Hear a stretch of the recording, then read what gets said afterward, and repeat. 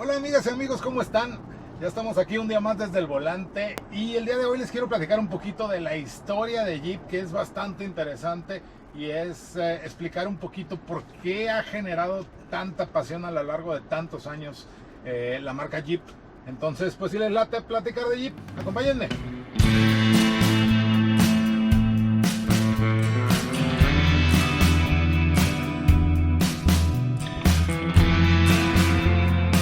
Pues sí, amigas y amigos, vamos a platicar un poquito de la historia de Jeep en este tráfico pesado que venimos de grabar la camioneta y tomarle unas fotitos.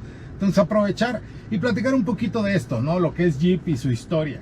Pues muchos sabemos que Jeep nace para la Segunda Guerra Mundial. A fin de cuentas es un vehículo con vocación militar, o por lo menos con ADN militar.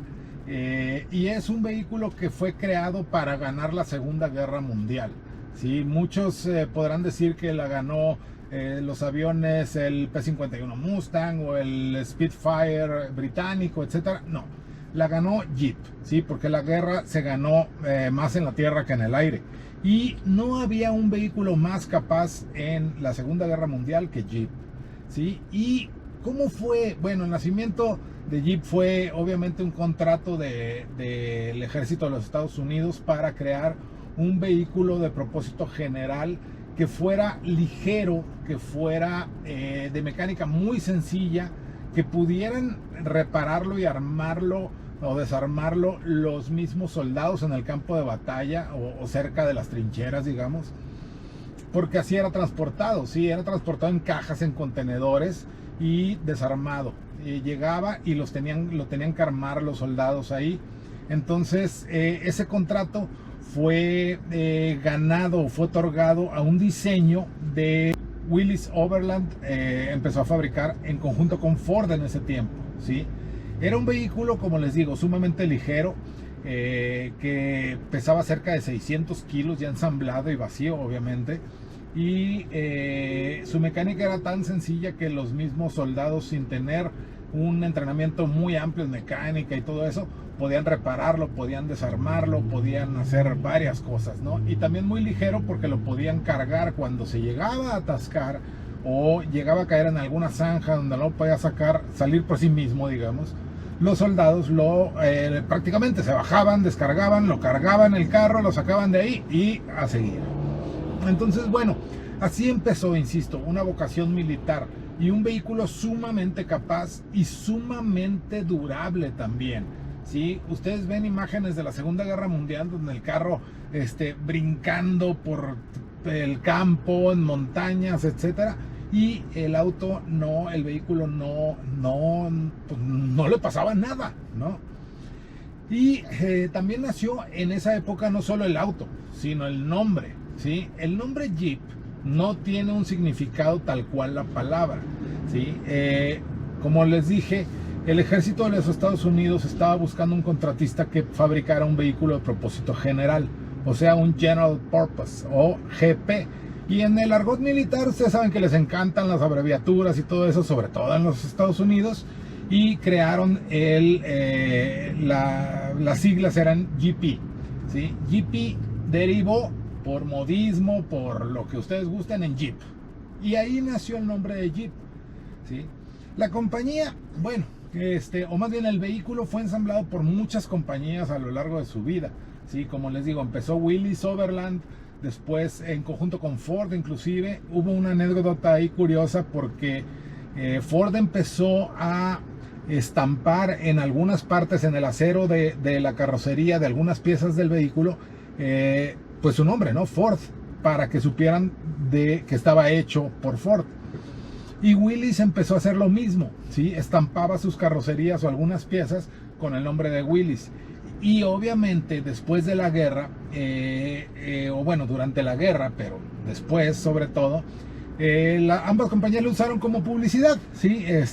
Pues miren, el vehículo Jeep de Ford ganó la guerra, etcétera. Lo mismo decía Willys, y fue por ahí una guerra publicitaria en la que tuvo que intervenir de plano el gobierno de Estados Unidos, el ejército, y decir, ¿saben qué? Ya no queremos ningún estampado de sus marcas en nuestros vehículos. ¿Por qué? Pues porque están creando esto. Pero bueno, esa es anécdota curiosa, ¿no? La compañía pues ha pasado por muchas manos, ¿sí? Sabemos que Willys fue, digamos, los pioneros. No todo mundo sabe que Ford también, pero Willys es el más reconocido, digamos.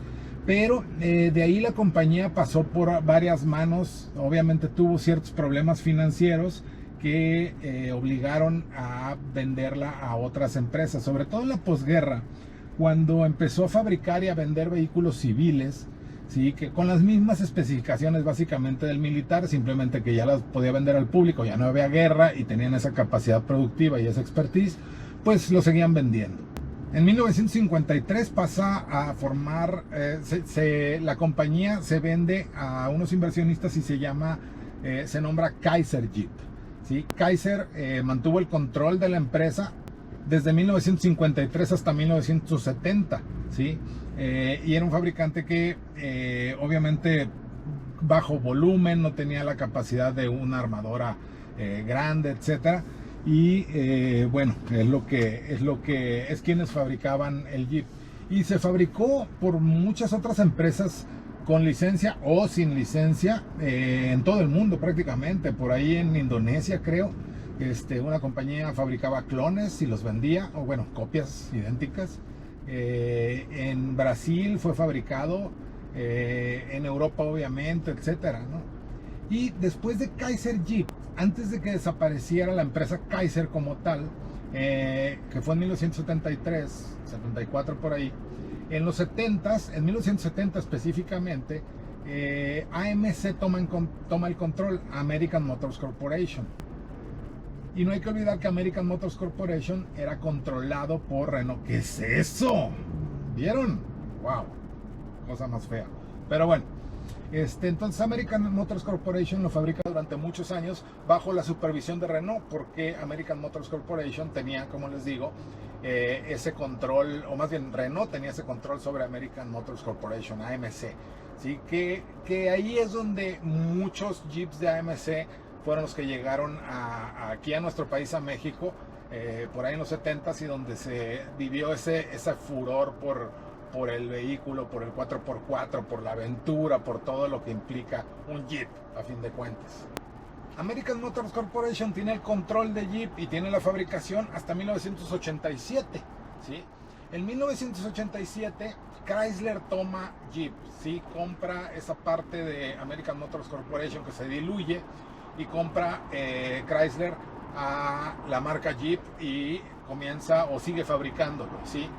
Y ahí es donde el Jeep se hace, digamos, de uso masivo, ¿sí? Porque antes era un objeto o un vehículo aspiracional para quien gustaba de la aventura, etcétera, pero por la limitada capacidad de producción que tenía AMC, pues no llegaba a todo el mundo como todo el mundo quería, ¿no? Lo toma Chrysler y obviamente la capacidad productiva, la capacidad instalada de producción de Chrysler es muy grande. Entonces pues empieza a fabricarlo de manera masiva y hace que sea un boom a nivel mundial, porque ya estaba disponible, ¿sí? O sea, mucha gente ya desde antes quería Jeep, pero no estaba disponible porque no había Jeep, ¿sí? Y ahora con Chrysler, pues obviamente la capacidad productiva, la distribución, etcétera, se amplía y pues se populariza aún más, ¿no? Y después, pues bueno, Chrysler, ya sabemos la novela que ha vivido en la historia. Chrysler, luego tiempo después que lo toma el control Daimler, o se fusionan por ahí. Y bueno, no vamos a hablar de las marcas en específico, sabemos que ese matrimonio no funcionó. Se fusionaron, se disolvieron, Chrysler estuvo a punto de quebrar y Jeep fue uno de los grandes activos de la compañía que terminó salvándola. Y de hecho fue uno de los activos o las marcas que salvó a Chrysler, porque fue una de las marcas, o quizá la marca que más atraía a Sergio Marchionne, ¿sí? Cuando Fiat compra Chrysler, obviamente Sergio Marchionne estaba interesado en el negocio y en ver cómo podía sacar dinero de esta empresa.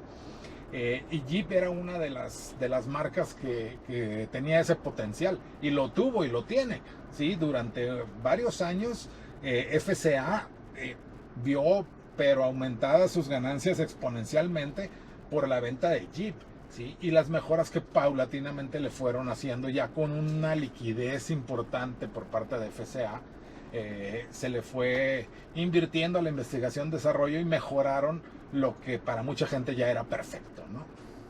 Y es así como llegamos pues a estos años 2021, donde Jeep, pues a pesar de que el diseño sigue siendo prácticamente igual, hablando de la estética, esas 7 barras icónicas ahí al frente, esas proporciones cuadradas de carrocería, esa suspensión, esas capacidades todoterreno, y esa rudeza, pues la sigue teniendo, ¿no? Y la prueba del éxito, pues es que ahora Jeep se vende prácticamente en todo el mundo usando los canales de distribución ahora de Stellantis.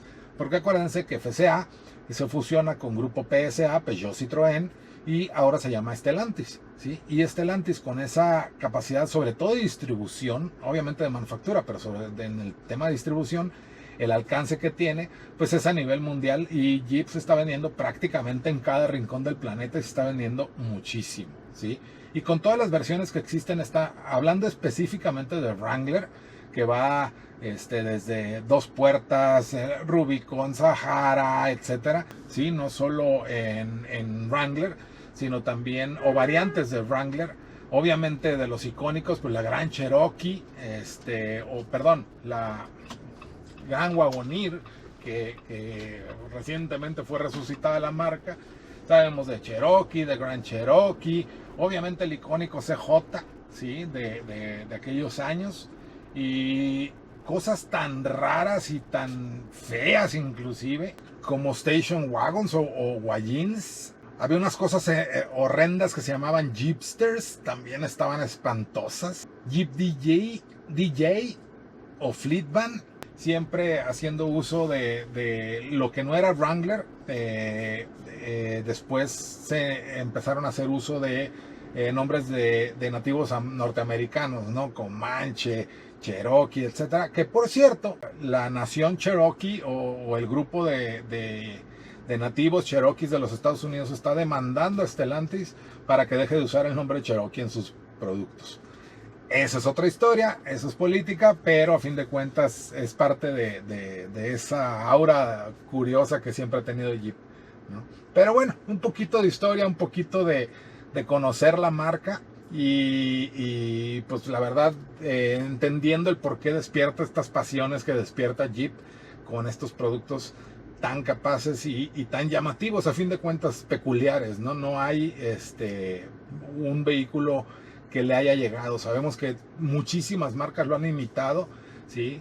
Jeep fue el primero, pero siguieron obviamente en Estados Unidos en el tema de off-road, pues Bronco, Blazer, etcétera, pero también en Europa, ¿no? A fin de cuentas Land Rover, su principal foco era Jeep, a fin de cuentas se fue por ahí también, ¿sí? Clase G de Mercedes, etcétera, ¿no? Entonces, bueno, muchos lo han querido imitar, inclusive a escala pequeña. Sabemos, Jimny, ¿sí? Un vehículo pues pequeño, totalmente de caricatura a un lado de un Wrangler, pero a fin de cuentas también esas capacidades todoterreno que ha buscado y de alguna manera ha logrado, ¿no? Pero creo que ninguna marca va a llegar a tener ese halo de misticismo y de aventurero y de capacidades y de durabilidad que Jeep, por la historia simplemente, ¿va? Pero bueno, ya platicamos un buen rato de Jeep y su historia. Ojalá que les haya gustado el video. Si les gustó el video, apliquen la fórmula del link, es bien sencilla, ¿sí? La fórmula es darle like al video, es suscribirse al canal, activar esas notificaciones para que estén al pendiente de los próximos videos y compártanlo con sus amigas, con sus amigos. A alguien le puede interesar un poquito la historia de Jeep, ¿va? Pero bueno, amigas y amigos, una vez más, hasta luego y que estén muy bien.